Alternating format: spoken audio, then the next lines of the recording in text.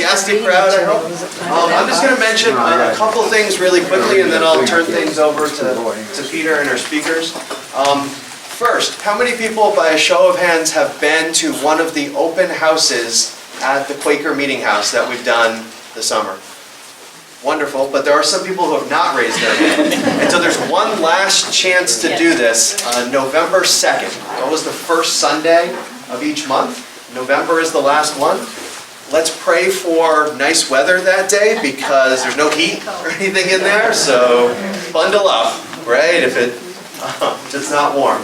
And if you've come to our Quaker Meeting House, but haven't been to the other three that are part of this tour, the one in Clinton, the one in Hyde Park, the one in Pauling, right? Those are all available as well. They'll be open that same day, and so you can kind of complete the whole tour, right, if you want.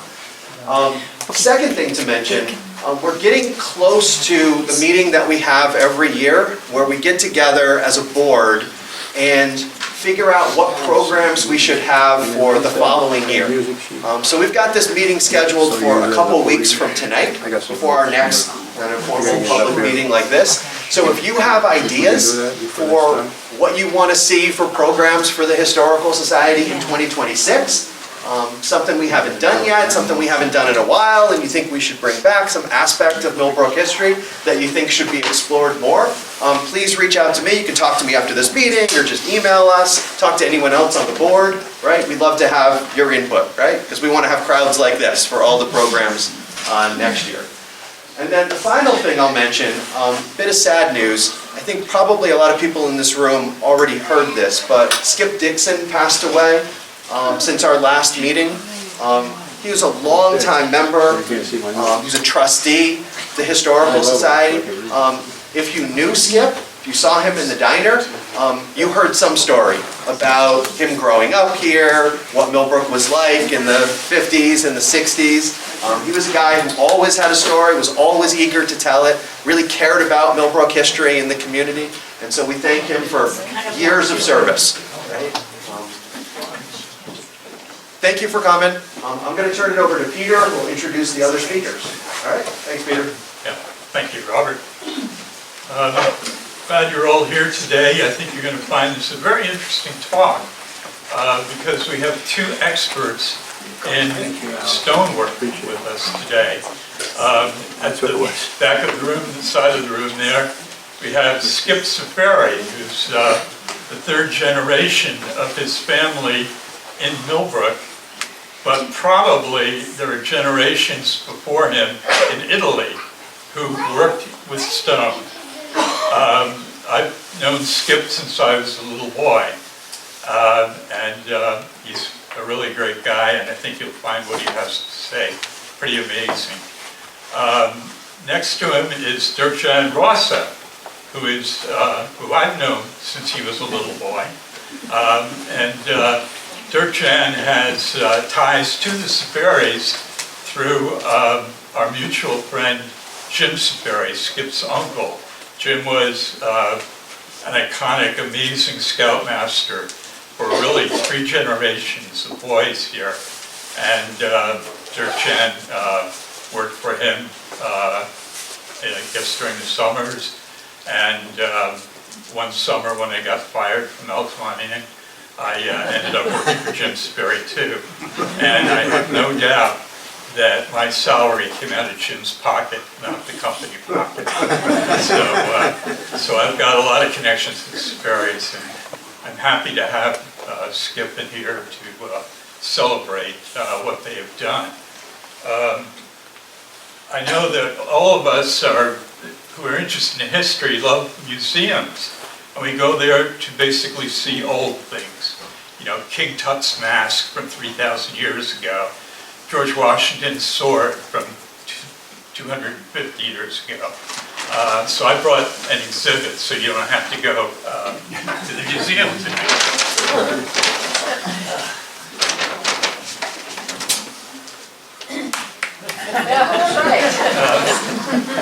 you may laugh, but these are very important rocks. These came out of my rubble stone wall, which was probably built in the 1730s to early 1800s.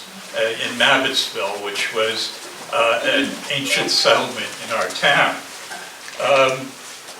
The bedrock here in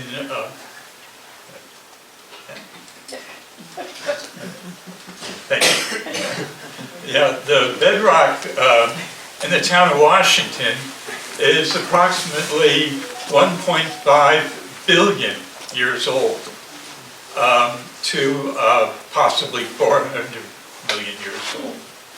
That's a tremendous amount of time.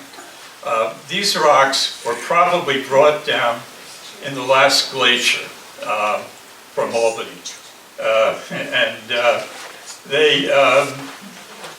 They formed both a help to the local colonists, colonial farmers, and also they were bane of their existence because these rocks were picked up by someone, as I say, probably in the late 1700s and moved on stone boats pulled by oxen to where they rest today at my house. And these will go back there eventually. So what do you do with stone? How did it come to be used here? The title of the talk is Millbrook Muratore. Muratore is Italian for stonemason. So now you have something you can impress your friends with. You know, when you see Skip on the street, just say, "Hey, Muratore!" When the colonial farmers came here, their first fences were probably this. They had to chop down trees because probably over 90% of the town of Washington was forested. So their first work was clearing trees. And what do? They scrape the branches off and just pile them up in a row. And that got rid of the branches, and it also served as, the original fencing. Then they went to this.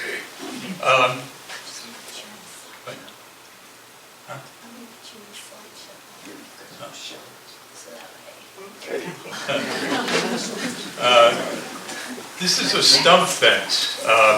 Back in the early 19th century, stumps were left in the ground for about probably 5 years or so. And at that point, they rotted enough underground so that oxen can pull them out. And what do they do with them? They can't really burn them as firewood. So they pile them up like this as a fence row. This happens to be right here in Millbrook on South Road. Alexander Marshall made this fence after a tornado came through her property and tore out a lot of trees. And she had the tree trunks cut up for lumber. And then she hit on the idea of replicating 18th century or 17th, 18th century fencing. It's very pretty, very unusual. And it's also a great home for wildlife. Martha Stewart recently posted about it. She said it's the first stumpery she'd come upon in the area. On this one? Yeah. Oh, great. Yeah, it is amazing. Drive down South Road, you can miss it. It's just wonderful to look at. Back behind the stump fence, in a slight clearing, is this chimney, all by itself. And you can sort of see some of the artistry of the stonework there. This was built by the Compton family back around the turn of the last century, 1900. And it was part of a tea house. You can see it there. Tea houses were the thing for the wealthy people setting up country estates. They were copying basically what the British were doing. So Comptons had this tea house, and as a little boy growing up next door, I played with Van Steerum's little boy, and we camped out overnight in this. I had a log cabin up in the woods that was mine. Francia had the tea house because the parents couldn't be bothered going out there. And so we had great times there. And only later did we learn that, unfortunately, a lovely young lady named Sarah Brimmer used to go and have lunch in that very tea house. And Sarah was murdered in the main house by Frank Skemmerhorn. So there's a bit of sadness about that when I drive by and see it now.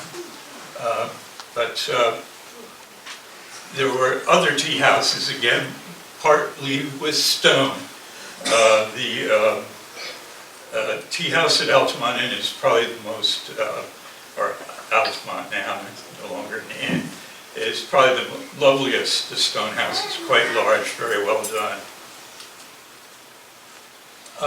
From those wooden walls, they started making rubble fences.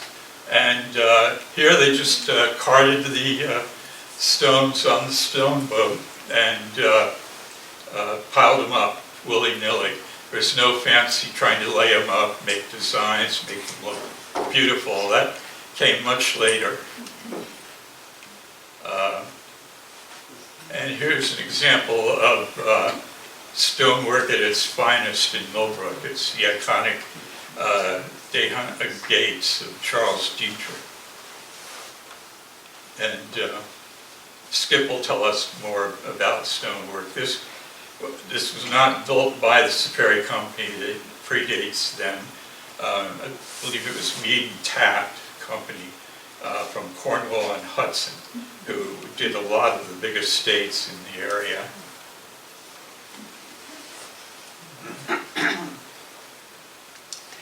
That's a view that you probably don't ever see. It's from inside the estate looking out towards Franklin Avenue. This is one of the more unusual uses of stone. If you notice on the roofs, there are boulders, and I have no idea why. I don't know if it was just the architect trying to be an architect and do something no one had seen before, but you know, I scanned through books of European architecture, particularly German and Austrian, and I really don't see that. Where is that? What? Is that in Millbrook? Where is that? That's part of the Digheim estate, the Hitchcocks. The bowling alley. It's a bowling alley. And these are fabulous. Some people think it's a castle, but it's actually cattle and dairy barns. And it's you can see it from the road if you drive up Bengal Road. It's beautifully done building. But unfortunately, a few years ago, this happened. It was a devastating fire. My house is nearby, so I was up there, you know, watching it. It's just heartbroken, the loss of something so beautiful architecturally. But fortunately for us, Tommy Hitchcock happened to have a thick wallet. And even though this building was not insured with the George T. Whalen Company in Millbrook, Tommy reached in his pocket and rebuilt the whole thing. So we have him to thank for preserving that and also restoring the original tile-type roof on the gatehouse. I don't know, Skip, if you want, do you want to talk about this? Or? If you want me to start, I'm going to segue into the Dietrich stuff first. Oh, yeah. Yeah, we Go ahead. Say what you want to say about it. This is an ad for the Millbrook Roundtable for Rodrigo Ciferri and Son. Doesn't say sons, but No. Rodrigo Ciferri and Son. And they very quickly became the leading contractors, I think, in Millbrook and the town of Washington. They did so because Rodrigo Ciferri had a reputation for honesty, for diligence, for hard work, for delivering what he said he would deliver. And it must be genetic because his sons and grandsons have done the same thing. And that's Rodrigo Ciferri there. And these are some of the projects that the Ciferri company have done here, almost all of which are still standing. This is Edgewood, which is not standing, but some of the garden walls are still there. And this was the home of the Flaglers for many years. But there came a time in Millbrook where a lot of the big homes, the elegant, large estate homes, were torn down. In part because of taxation, in part because lifestyles changed and people were no longer wedded to being in their country house for 3 months in the summer, and then 3 months in Hawaii, and then 3 months in Southern Pines. So a house like this was lost to the wrecking ball. Thorncrest House, which dwarfed Thorndale. You know, you look at Thorndale and think, wow, what a big house. Well, you could have put like 2 Thorndales inside of Thorncrest. When you see the early postcards, you'll notice that the house is that tall and the person standing in front of it is that tall. So it's sad that that was torn down. But again, lifestyles changed, and in changed generations, they wanted to live in different ways. This is the Ciferri crew, proudly standing on their wall.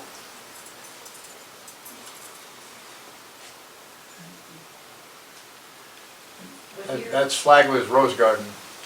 The Rose Garden, yeah. This was tough work. Oh, yeah. You know, just imagine lifting those. You know, you would need to go to any gym if you were an Italian stonemason back then. Yeah, look at Skip Ciferri. He's 80 years old and he looks like he's 50. So,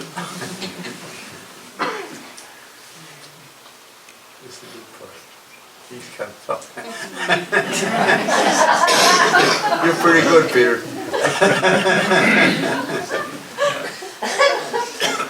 this is the garden path, right?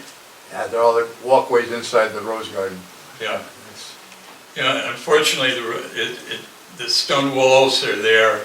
The walkways are underneath grass and leaves and all, so hopefully some of them are still in good shape, but a lot of them have heaved with the frost and so forth.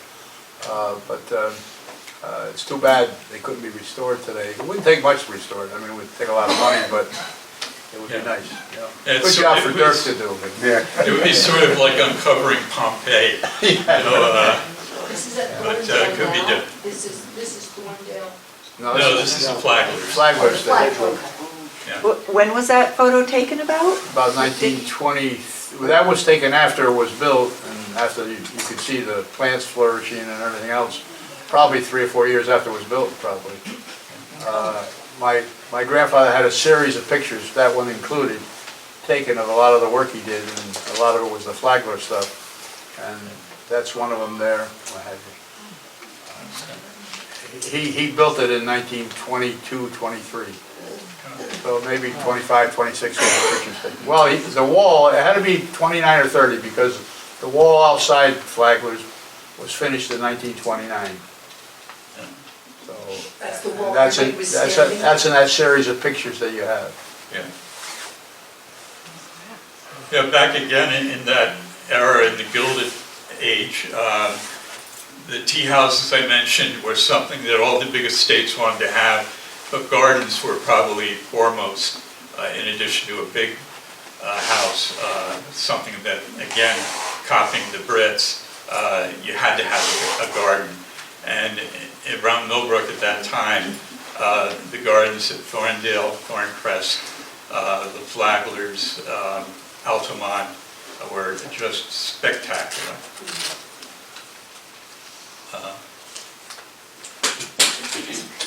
This is sort of the side gate to the Flagler's estate.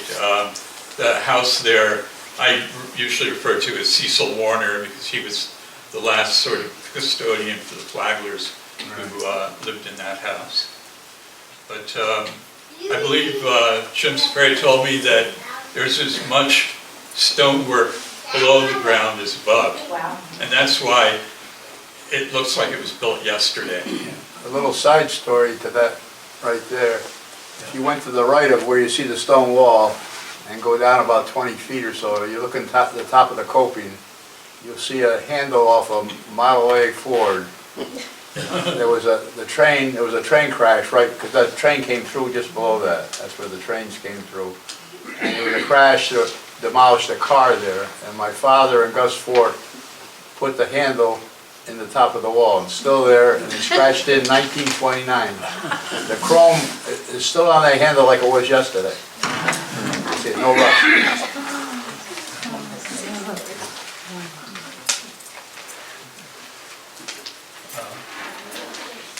These gates are still there.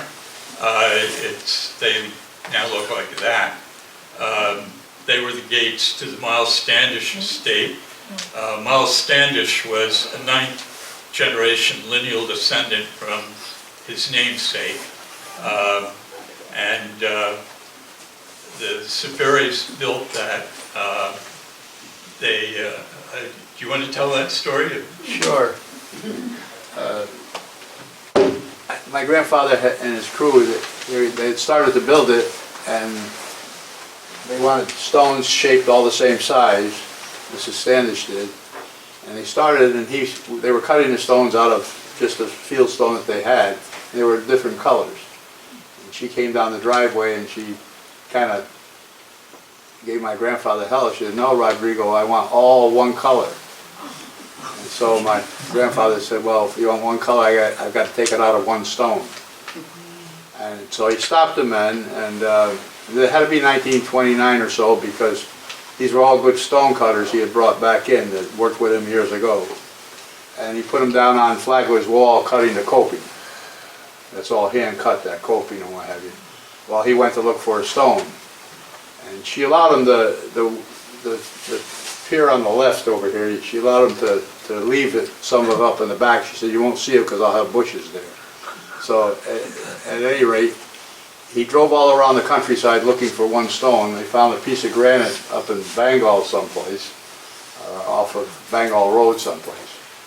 And there was a farmer that owned land. My grandfather went in and asked him if he would sell him the stone. He said no. And so my grandfather went back to the highway superintendent, who he was friendly with, Mr. Tracy. And he went up, saw the young man, the farmer, and said, "Hey, you've been trying to get rid of that stone for years now. Sell it to Rod Ciferri. He's got $5 he's going to give you." So he bought the stone for $5. And Jim tells the story in his story. Jim was a young kid then, and just starting in the trades. And he sent Jim up there with a couple of laborers, and they built it, because there was a pond around it, they built a scaffold around it so they could get at the stone. And my grandfather would mark out where he wanted the holes drilled, and they would go drill the holes all day long and what have you. And my grandfather would come back with the wedges and stuff, and they would pop it out and they get the slabs. He quarried his own, and Dirk here's got the tools to show you how to do that afterwards. Yeah, I brought some wedges. He brought the wedges and all. And they'd split it out, and they brought it all down to the site. Now he brought the stonemasons back, stone cutters, and it's all one color.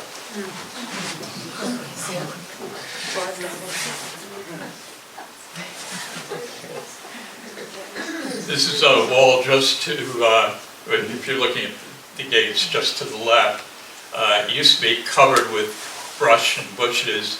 I think the Whedons cleared that out. They are the owners of the house, the big house. It got hit by a car. What? I got hit by a car, and then I rebuilt that right there. This here? Is that right? Yeah. Yeah, they had me rebuild that. Yeah. And we had to get it kind of right, because not all, I don't think it was all there anymore or something, you know. Yeah. So that was about 10 years ago, 15 years ago. Yeah. This is one of the prettiest uses of stonework at Brookside. it used to be, local people still call it Dr. Toomey's house because they lived there forever. But it was actually built by Huntington McLean. Back when it was built, he had unobscured views of the Catskill Mountains. It must have been awesome. But now you don't really get a view at all. But the nicest part for me is this. I'm not sure who built that stonework. I don't think it would be the Ciferris, or they'd be bragging their ass off about it. But I don't know, I can't put claim on that. Yeah, it's really magical. It's almost something like. Although, I think I told you a story the other day, on the house, there's a real fancy brick chimneys. And around 1930, 31, they must have repointed them.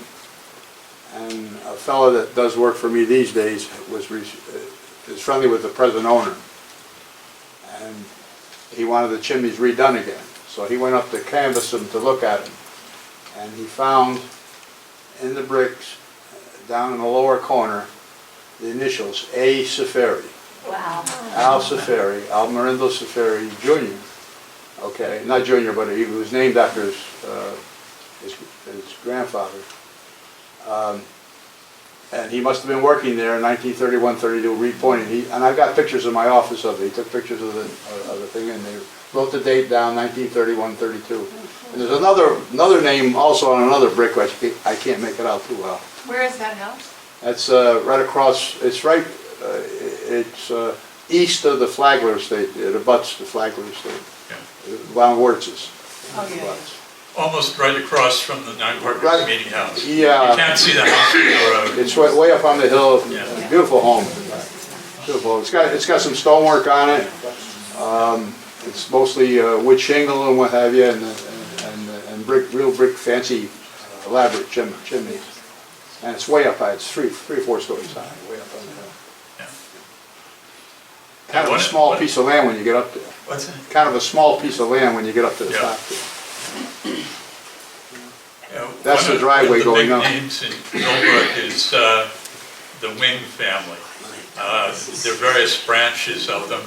This is John D. Wing, who made a fortune by going out to California, supposedly to mine gold in the gold rush, but nobody knows whether he made it more from his mercantile activities or people who didn't like him say he shot gold miners for a hobby and took the stuff. But however he got his money, he came back to Millbrook and he loves stonework.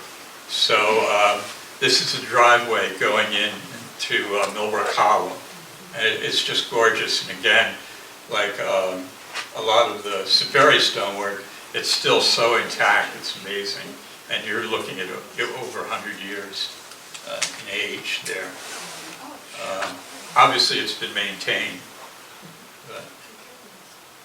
And that's a little stone bridge that Allen Funeral Home loves to use in their logos because we're all going to cross that bridge one day. So that's the bridge for Allen Funeral Home. This is an amazing house. This was built, again, we're talking about the Wing family. Dr. Austin Flint married John D. Wing's daughter, Marion, and they built this house. The Wings, again, were pretty wealthy, but reputedly, Dr. Flint saved the life of either a Rockefeller daughter or a Carnegie daughter. No, there wasn't any Carnegie daughter. Yeah, there was one. But anyway, Dr. Flint was rewarded with a generous gift, and they poured it all into creating this hilltop house, which with the ivy and all cleared away, looks like that. Was that a Ciferri house? Yes, it is. Yeah. It's I think the date on that cornerstone is 1909. Yeah, the Flints were very active in the Millbrook hunt. Dr. Flint loved that. Once he retired from medicine, he was out every day with the hounds and the horses. We have we had in Millbrook a very famous author named Gordon Grant, who's regarded as the premier author of fox hunting fiction in America. And Dr. Flint was instrumental in keeping Gordon Grant alive. He suffered some accident or malady and was bedridden. And Dr. Flint said, "I'm prescribing this medicine for you. I know you love to tell stories. Well, write them down, for God's sake." And Gordon Grant did. And there were a series of 5 books that he wrote, plus forwards to other books and biographies and stuff, all pertaining to the world of fox hunting. So we have Dr. Flint to thank for his work. There's a road in town called Weatherford Lane, and Weatherford was Gordon Grant's fictional master of foxhounds, the leading character in his books. And George Whalen couldn't think of any name for this new road he was building, so I suggested Weatherford to honor both Gordon Grant and the hunting aspects of the Millbrook community. Down below the house, on the way in, there are stone walls, and Dirk Jan Rossa had something to do with these walls, right? Yeah. So,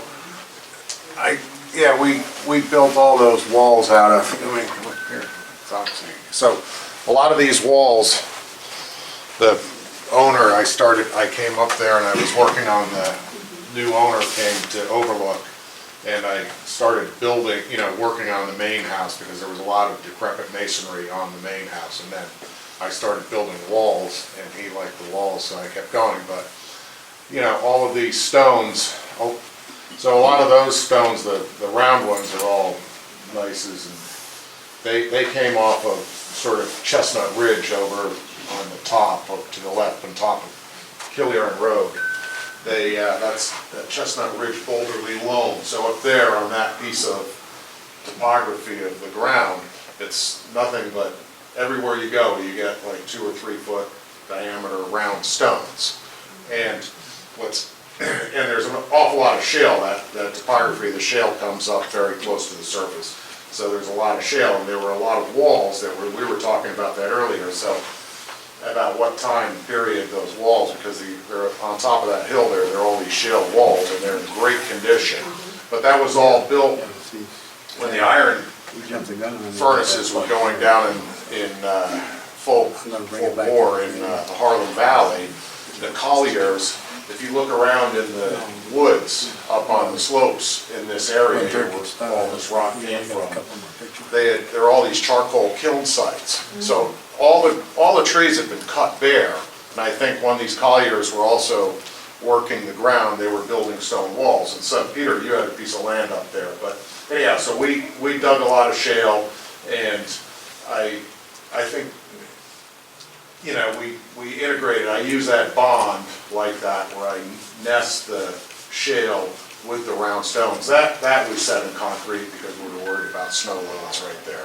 So that's why it's a little cleaner versus the open, sort of free without any mortar in between, that stonework right there.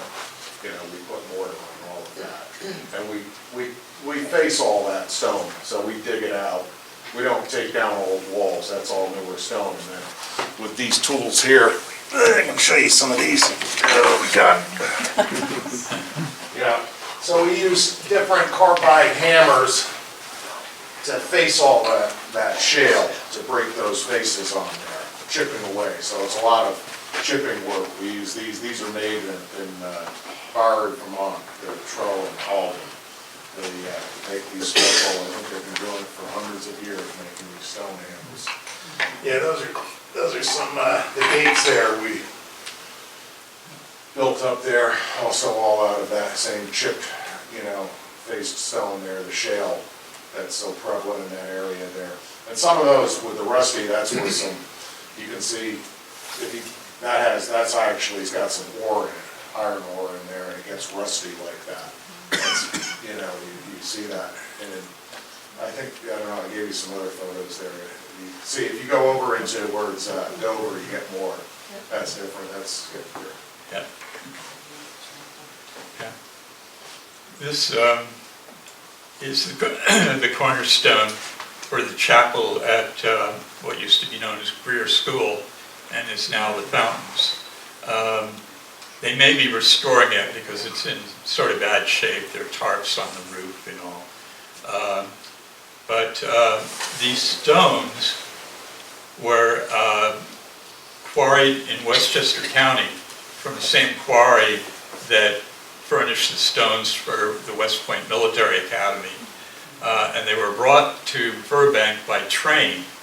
And Bud Dixon's father was the man in charge of hauling them in a wooden cart pulled by horses from the Burbank train station down in the valley up to the Greer School. And he did this for Rodrigo Ciferri. Who else? It must have been a Herculean labor for both Ciferri and Dixon to put this together, but it's a lovely building. What's the cornerstone date on that, Peter? I think 26 or 17. Oh, it's gotta be before that. It's way, 19, 2000 is 1914. 1914.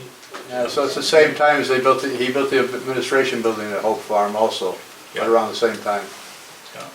And that was right after Dr. Flint's place. And the stone is similar, it's all cut and hammered stone Yeah. on all three jobs. That's the interior of the chapel. It has a very simple stained glass window, but because the chapel was really supposed to be non-denominational, there aren't any iconic stained glass windows of St. Joseph and the Virgin Mary or anything like that. So that's the way it looks as of 3 weeks ago. And hopefully they'll fix the roof and get it in use. But I guess the residents of the Fountains are sort of godless. I don't know. We're working on it very hard. Are you? Yes, we are. Oh, great. Absolutely. Yeah. This is another project, a restoration project from Dirkjan and his men. This is a dam across from my family's home on South Road. It was once part of the Thorncrest estate, and this dam was like tremendous. I wish I had a human figure to give you the scale. How high would you say that is? It's 24 feet high, it's about 100 feet across. Yeah. But it extends out into the pond because it's a battered, it's cantilevered on the inside, so it extends into the pond, upstream about another 30 feet. It has a really big batter on it, and that's cyclopean masonry. So what we did is, we dug down to the rock. Well, the old dam we took apart, and that was an interesting build because it was a concrete dam, and they had put clay on it, and then they had oak boards, like I think they had put boards on it. Those boards were preserved. I still have a couple of the boards that I've hung up in my house. I take pieces. But so cyclopean, the way that is built, you don't on dams you don't want because all concrete cracks. You take giant boulders and you place them and then you pour the concrete, because if the crack comes, it will not continue straight through the dam. It will hit a rock and fracture off left or right. So it's the same way like the Croton Reservoir, all the big New York City watershed dams are built cyclopean of that.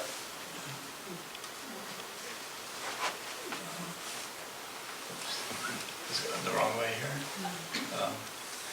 Yeah, so that was quite a project. A fellow named Andy Rosenthal and his wife bought the place for $700,000, and I think they spent close to $400,000 in engineering and labor costs to repair just this little. Well, they had one engineer and they didn't like the design, so they got another one. So Yeah, Double. yeah.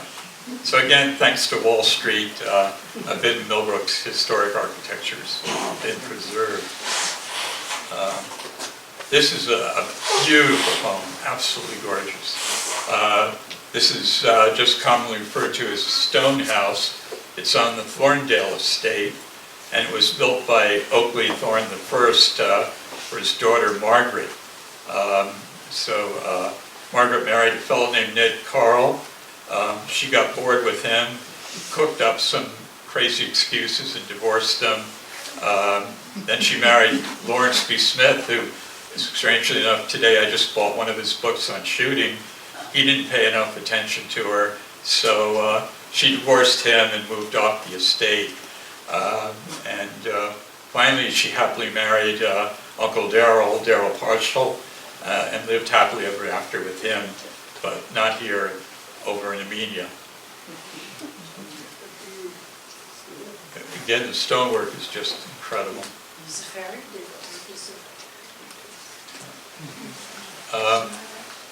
This, I think, is one of the funniest stories about stone architecture in Millbrook. Do you want to tell the story of the sanitarium? Oh, no, you want me to, yeah, let me come to it. Yeah, this is another Ciferri project. You got a picture of it? Yeah. Read the ad, you know, a small private institution for the care of general and convalescent patients. Excellent food, large sunny rooms, newly furnished throughout, home-like surroundings, elevation 600 feet. Yeah. And what it is a house that my grandfather built for his family. It's on Maple Avenue. It's next to the Lyle Memorial Church. My grandfather owned the whole property. He gave half the lot to Oakley Thorne and Mr. Diedrich, who was there and donated to the Lyle Federated Church, and the church was built after that house was built. And my grandmother would not move in because she thought it was too ostentatious and it was too far away from where all her friends were. All her friends were in Alden Place. So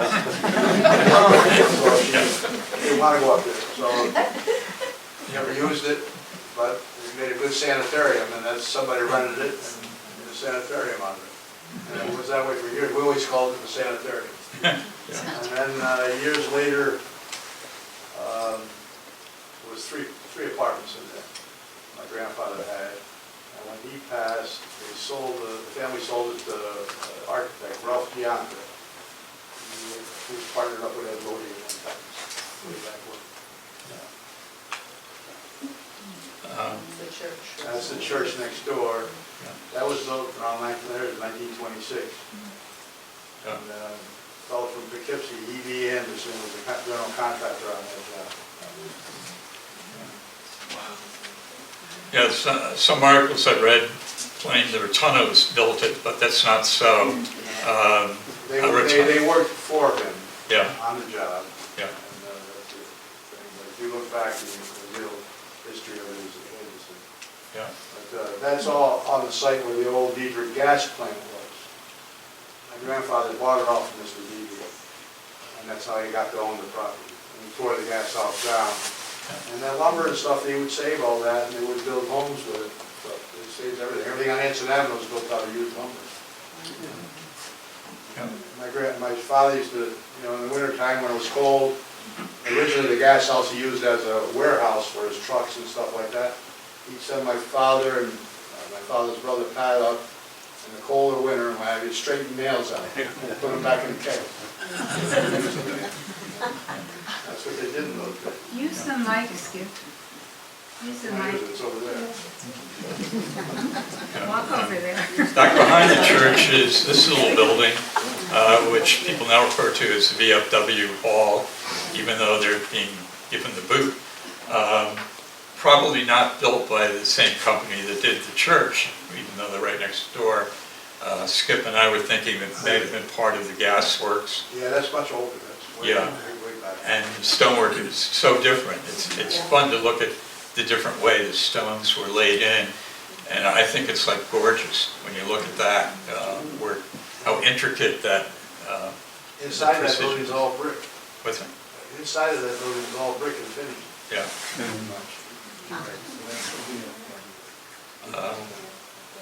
This is sort of diagonally across the street from the sanitarium. It's the Rotuno House, which is still there.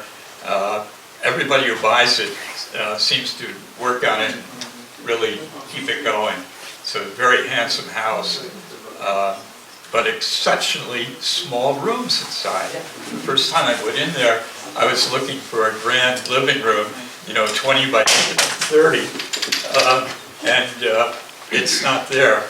And the reason is because there were so many Rotuno children that they needed little rooms to house each one.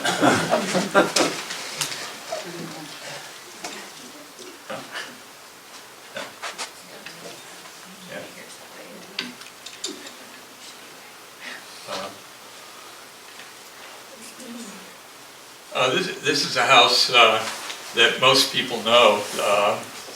We all call it the Porter House because John Porter and his wife, who is the librarian at the school, and their children, Ellen, who is my age and my classmate, lived there for years and years and years. Nobody thought they would ever die, but they did. So it's still there, and it's so well known that it merited a street sign, Museum of the Street sign, which that's a photograph of. And that was built by somebody named Ciferri.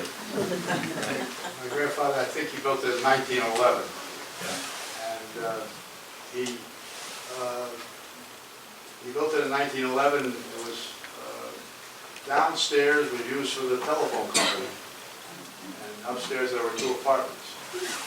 He owned it until 1926 or 27. And he sold it to Albert Stacy then. It's for sale now. It's for sale again? Yeah. Yeah. I'm sure he didn't get those kind of numbers. No.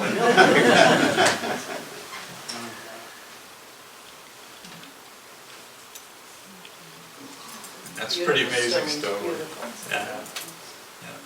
Where did these stones come from? What? This field's stone where it came from. I think he was telling you that at the beginning. Yeah, 1.5 billion years ago, when the Earth, Somebody started smashing. when material compacted on the Earth. Were they local stones or they too were bought by rail or boat? The fieldstone, from what I can understand, was all local, Yeah, a lot. from the fields and farms around. Yeah, in part due to mechanization, farm mechanization. Even though tractors really weren't used by a majority of farmers until the 1930s. When they came in, what happened was the fields had originally been very small. And so there were interior stone walls in a lot of these large fields that you see today.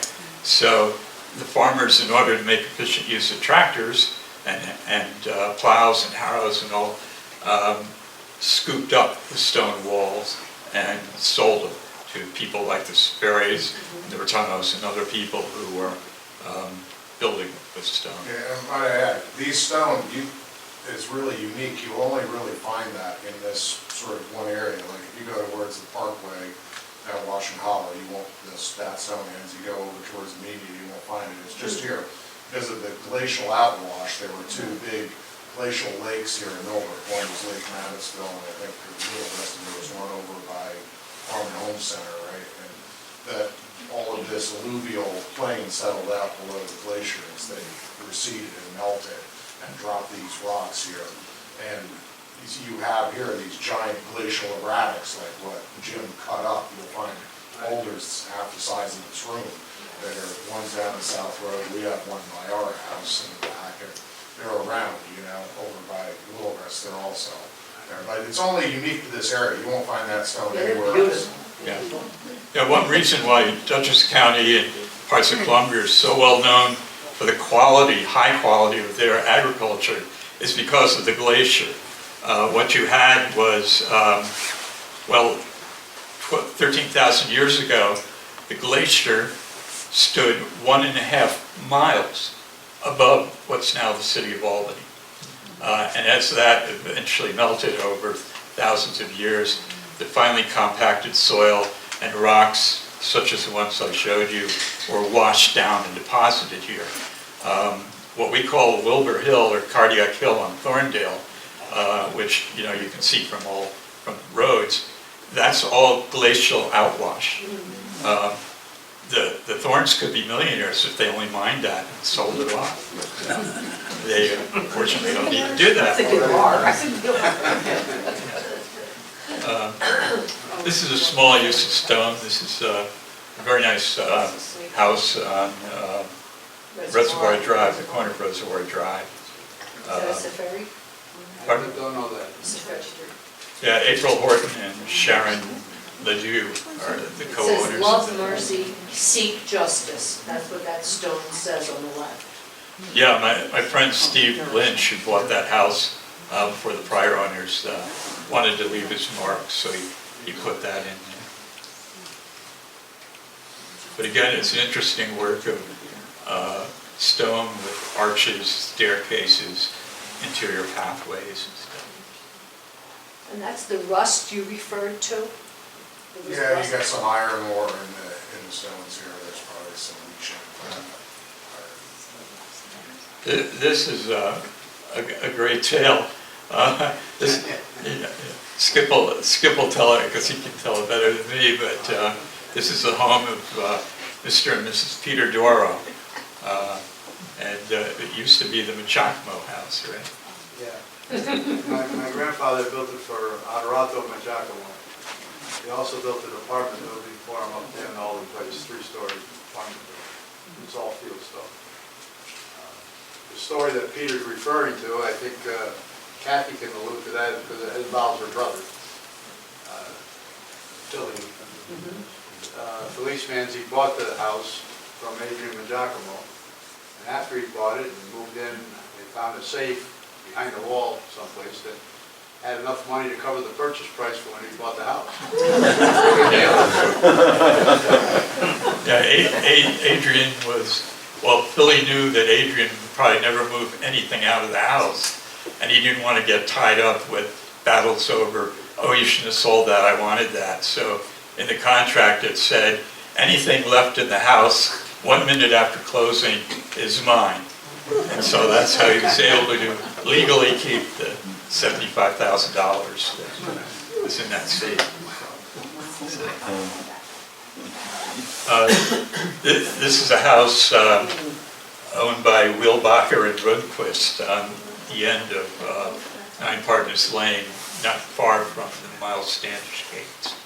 And for some reason it only has one facade in stone and the rest is all wood. But it's a really super charming house. It's one of those that when I was in real estate, there were certain houses that we would get people walking in our office saying, is that for sale, can I buy that? That house in Ginger Washburn, some Vancouver, and a couple others go into that category. But it's just totally charming. This is a house I love with a great stone wall, which is more decorative. This is on South Road in Millbrook. I lived there, so did my parents. Yeah, for 60 years. And I really hated to have to sell it, but the people we sold it to, James and Anna Hall, were just like my parents when they first bought it back in 1954. They were a young couple, 2 kids at the time. And they've done a wonderful job fixing it up. And also, my sisters and I are quite happy that they took over something that we loved. But the stone wall, again, that was probably built in the 1920s or so, and it's held up beautifully. This is Bob Cole. And Bob and his twin brother Dick were Millbrook people, and Bob somehow got into stonework. As a young boy, he was, or a teenager, he was hired by a guy named Gus Fork, right? Yeah, yeah. Gus spoke very broken English, but somehow Gus was able to communicate how to build stone walls to Bob, and Bob just kept at it until almost when he died, into his 80s. And this is a wall that he built for Friendship Farm, the Whalen family out on Burbank Road. The backside isn't as pretty as the front side, so he figured that Lillian Whalen would never walk behind the wall, so the front is really fine, but the back, is more of a rubble type construction. Bob Cole was big on capstones, and so that's what you see here. They were designed to try and keep the stones together. This is Judith Stanley, now the John Ike's property on Killiard Road. This is a wall that he built for Dan Lufkin on Chestnut Ridge. And Dirk, do you want to say something about that? Yeah, what's really interesting about this is Peter and I were talking earlier. So this is a photo of the entrance to Mohawk Mountain House. And it was designed by the same architect as Bennett, right? Ward, right? Is that correct? And Where? Where, right. And we thought it was interesting that the stonework is similar to the stonework that you see in Millbrook, because it's unusual that, so it carried over. I don't know who we got to do that stonework over in New Paltz, but it's just interesting. Probably Mead and Pat, they were like a team. Yeah. Yeah. But it was interesting that it was similarities to Millbrook stonework that you see someplace else, because the stonework around here is very unique. You don't really see that anywhere in your travels. Yeah. We found some pictures of Dirk actually working. Believe it or not, right? And is this at? Yeah, that's down in Armenia. So we were building some big sort of old carriage bridges down in there, and we were sort of inspired by the stonework that we had grown up with. At Silo Ridge. Yeah, that's a silo. So we I carried over a lot of those things that I enjoy seeing in stone here, rather than just plain flat stone. We sort of brought out the stone that was natural and gave it as much texture as possible, so that it had, this is a stone up on Charlie Hill I did, and that was quarried. The limestone in there is from a quarry down along 22, and I think the Bank of Millbrook bought the bank in Armenia, and I think some of that stone that building was built out of came out of this old quarry that we're digging in now. Some of that same stone on 22, and we're cutting that stone and using that in the walls of the building that we're building now. And that's some wonderful work that we did, just sort of big random stonework. Similar, also inspired by that one there for Millbrook that I looked at, riding a bike out of town every day by the golf course. I always like that, so you bring back, when you're, through your youth, when you see it's inspired by. Yeah. I think when anyone thinks of stonework in Millbrook, the Hitchcock gates and this, are just so outstanding. These are pictures that I nabbed off Tony's website for the Wing Castle B&B. But it's really incredible. They started in 1970 and they're still working on it. Pete was born in 1947. He was involved in the Vietnamese War in the Navy. And he just had a rough time of it. When he came back, he started building a house for himself and Tony, because he had no money, basically. His mom gave him the land, which is a gorgeous site. And so he figured, I'll build my own house. And somehow, I forget which friend, but a friend said, this looks more like a castle instead of a house. And that set Pete off. You can't say things like that to a crazy artist. So this is... Very talented man. Yeah. Great friend to everybody, I mean, just the design work. Who needs an architect when, you've got a brain that you can use? So, and that's Winghenge, overlooking the valley. That's the view they have from Wings Castle. I don't know if some of Pete's ashes are scattered there or not. But, do you have some closing things to say? Well, I have a lot of things to say, Peter, but I've served this one a little bit. But I think I'd like to talk how we got here. Yeah. So I'm going to come over there for a moment. I got to jump around now because we used up most of my stuff. At any rate, is that mic working? Here, I think so. You have to speak straight into there. Can you hear me in the back? Well, no, it's not working. You want to hold it? How old is it?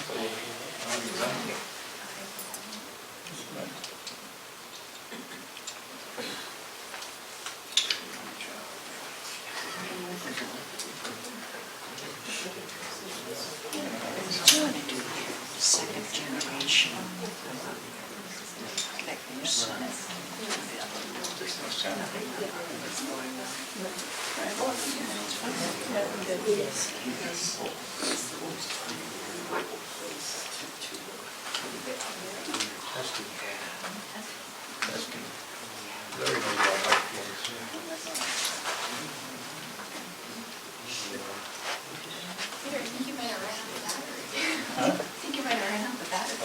I'll speak as loud as I can. Is that okay? We can hear you. Can you hear me back there? Yeah. All right, okay. All right. Let's get back, everybody, we'd like to know how the masonry got here, how the Italian stonemasons got here. And I think that's part of the reason we're here also. Stonework, as we know it in Millbrook, are large masonry buildings and walls. They were started to be built in the 1890s. Stonework consisted of local fieldstone in a style known as rubble. Now rubble is stones put together like a jigsaw puzzle. The mason had to be able to have an eye for it and put them in place and make them fit. And most of the stonework was incorporated into the large estates that you see around here. Which brings us to this story. In 1884, Henry J. Davison, an engineer, who was a bigger-than-life character, decided he wanted to build a country estate in Millbrook. He did and called it Altamont. His connection to Millbrook was with the Browns and Howards, who were early pioneers of Millbrook. He was a close friend of Charles Dietrich, John Wing, and Frederick Jones. He asked this group to join him in acquiring land and building estates for themselves.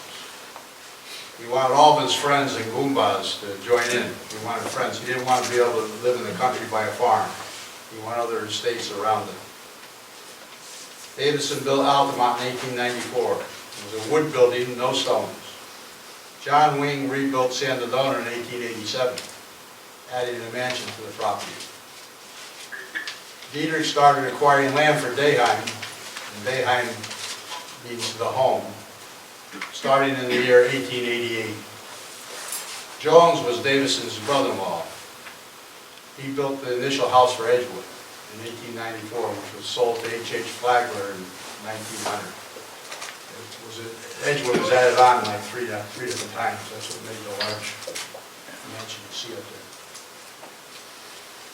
Davison and his friends all used James E. Weir as an architect.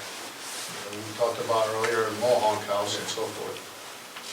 Who in turn used Mead and Taft of Cornwall, New York as general contractors. Davison died in 1890 after convincing his friends to build in Millbrook. The 1890s may have been the Gilded Age, but in Millbrook, it was the Stone Age. As the bigger projects were being built with stone. Two of the major projects being started at the time were Halcyon Hall. We remember it as Bennett School, and now Bennett Park. The other being the Diedrich Estate, or Dayheim, which we know today as the Hitchcock Estate. In 1892-93, Henry Gary Davison Jr. He was the son of the Henry Davis I mentioned before, Davison. And he was another bigger-than-life character. He built Halcyon as a hotel. This project involved a huge amount of stonework for walls, foundations, etc. Dayheim, the estate of Charles Diedrich, was patterned after a Bavarian castle estate, which reminded him of his homeland of Germany. Work on building this grand estate went on for over 25 years. Halcyon Hall and Dayheim required many stonemasons, laborers to do the stonework.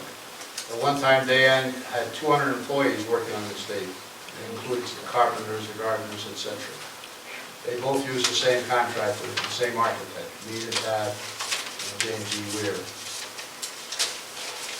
Mead and Taft provided the stonemasons and laborers for these projects.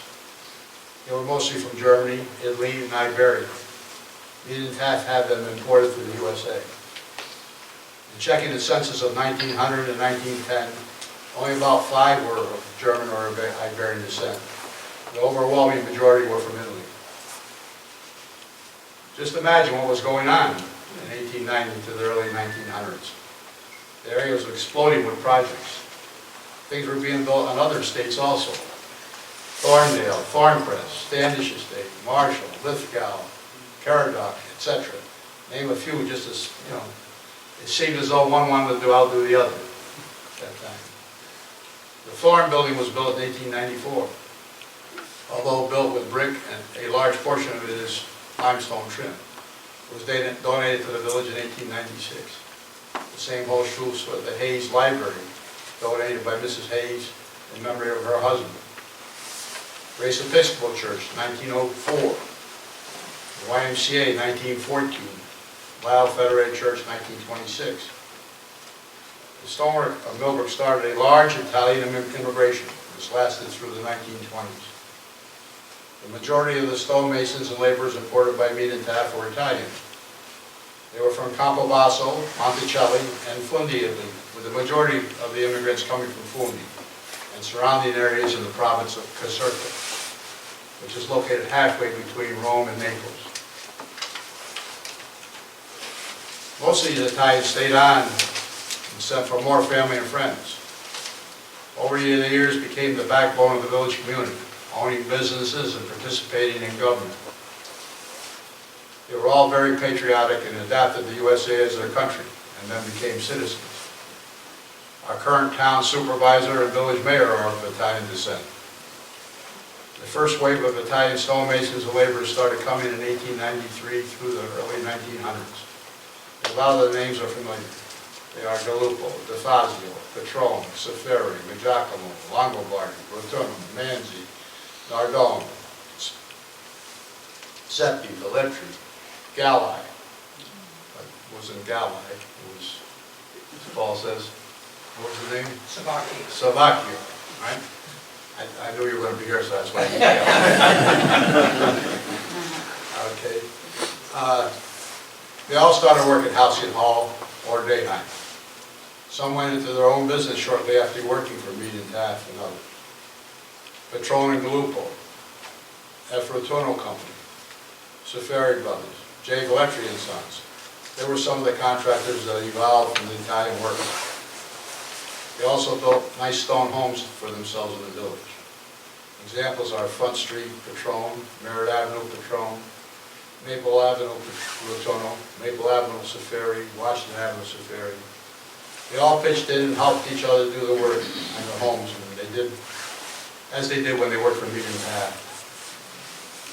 During the 1920s, there was a second wave of immigrants, stonemasons, and second-generation stonemasons.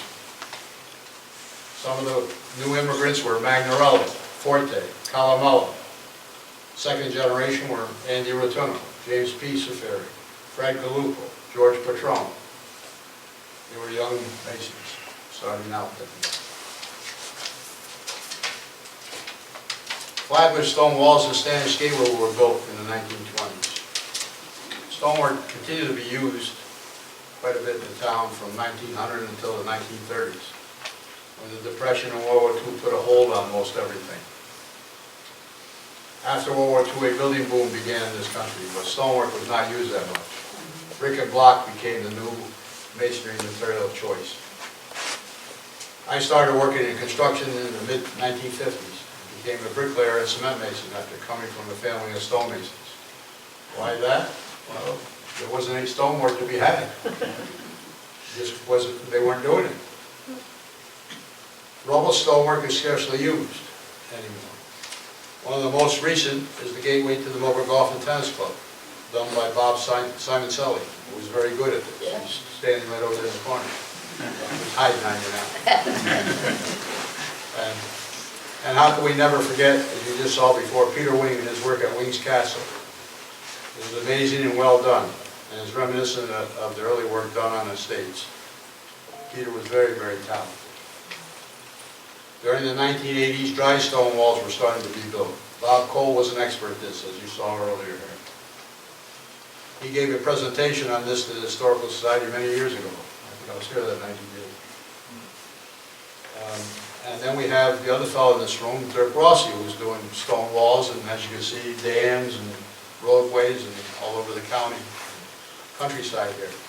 He does a great job also. In the 1920s to today, stonework is being used on large homes as accents or veneers. Also, a lot of the dry walls are being built on the new estates in the area. The work is easier to do today with the use of diamond saws, electric hammers, and drills. Most of the work is done by Hispanic immigrants. They're the new Italians. My grandfather came to this country as a skilled mason with a strong work ethic, which he put to use for him and his fellow Italians. This was the American dream for them. That's what it was. And what I was going to follow with, and I think we covered, well, he went business with his brother in 1906. There's a newspaper over there with an ad in it showing Ciferri brothers, all types of masonry. Rough stonework, our specialty. And I was going to list a listing of projects. We covered a lot of them here. You may not. We did Dr. Flint's, we did the chapel, we did the porterhouse.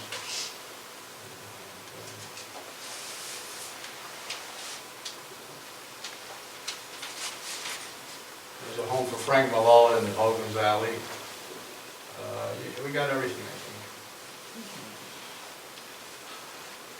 And to sum it up, we had something here, man. You got me all convoluted here, Peter. Not in order anymore. Well, that's why I went first, Skip. And we will be taking a 10-minute break, and then we'll start in on the next hour and a half. Sure. Well, I'd like to thank everybody for attending and listening, number one.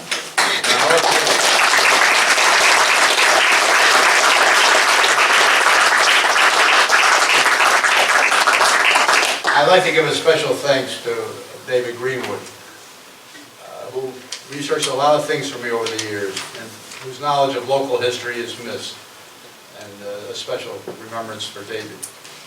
Also, a special thanks to Barbara and Charlie Pierce for Museum in the Streets, the Lodge of the Millbrook, and for making me a part of it all, plus the friendship and help they gave me in finding my roots. Barbara and Charlie know more about my cousins in Italy than I do. They discovered Monticelli. Thank you both.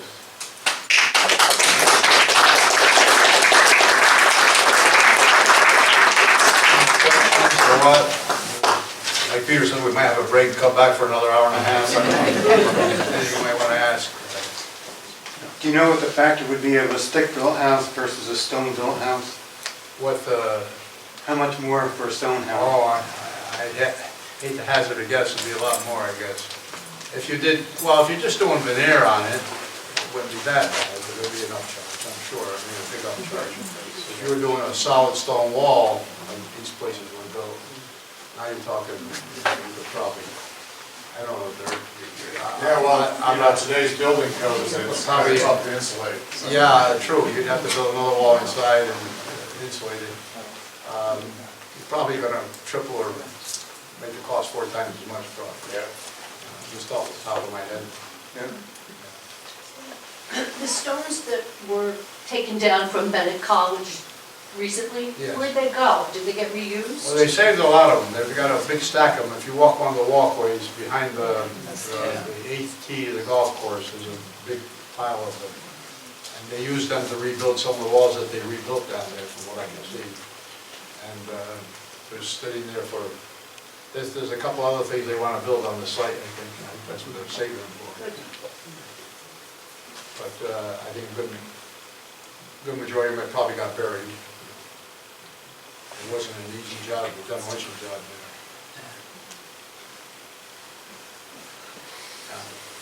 This is slightly off the subject, but the children's chapel at the Fountains, we are trying to get it rebuilt, but we have to get a 501c3, so we have to convince the owners, who are not the people who are at the site, to let us get that. And I have petitions here, and if any of you would like to sign them, we'll let you know when we actually have the permission to go ahead and get the 501c3 and rebuild the chapel. So I will leave these. That'd be great, we'd be glad to sign it. Maybe you could come and stand at the desk back there. when- Good, when okay, we I'll do finish, that. Then people can And talk. if you'd like to sign up and be informed when the chapel is actually going to be rebuilt, it'd be great. Okay. Thank you. Thank you. Yes, sir. Did you ever have problems in getting sufficient masons over here? Getting what, here? Getting sufficient masons over here? I didn't hear. Trouble getting sufficient masons. Sufficient masons? Yeah. You know, I'm out of the loop for the last 20 years. I'm a little bit of an old guy, you know. But I would think to do stonework, Yeah. there's probably a scarcity of it. Like there's a couple in the room here tonight, but there aren't that many around that are doing it. Although, no, I guess no, I see a lot of the Hispanics around, labor-wise. But there's not that much of that work either. No, true. That's the other thing. I don't see it as a big problem anymore, do you, Dirk? Bobby? As far as work, I mean, you got all the work you want, I guess. Yeah, I don't Right? see American guys doing it as much as Hispanics. Yeah, no. Don't people be putting in patios, you stonemasons still for that? Do it. Put it in patios? Well, in my time, the Masons did all that, yeah. Today, your landscape people do it, what have you, you know, they're not necessarily classified as a mason trade, you know. And here again, it's the labor that the companies hire. But if they're landscape companies, they're not a masonry company per se anymore. Did the family members who came over from Fundy, did they have actually background in masonry there? Was it? My grandfather was a journeyman mechanic before he came. He was only 18, but over there you learn very young, Yeah. the trade. And he could read and write, he was educated. So then they could actually apprentice as they came here, they were learning. Well, when they came here, I think a lot of the, like, there's different styles of rubble. We talked about rubble stonework. There's different styles. You can see from Dayheim how it evolved differently.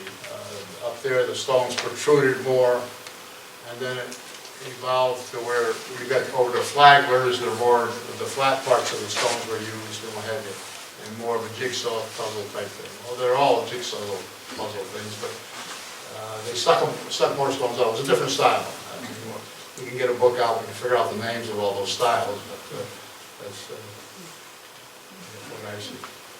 I think they're gonna kick us out of the library here. We're going long. But if you have more questions for Skip, I'm sure he'll be around for a couple minutes. There are some brownies if anybody wants them. There's some stuff up here to look at, some photos if you want to explore. Let's thank our speakers again.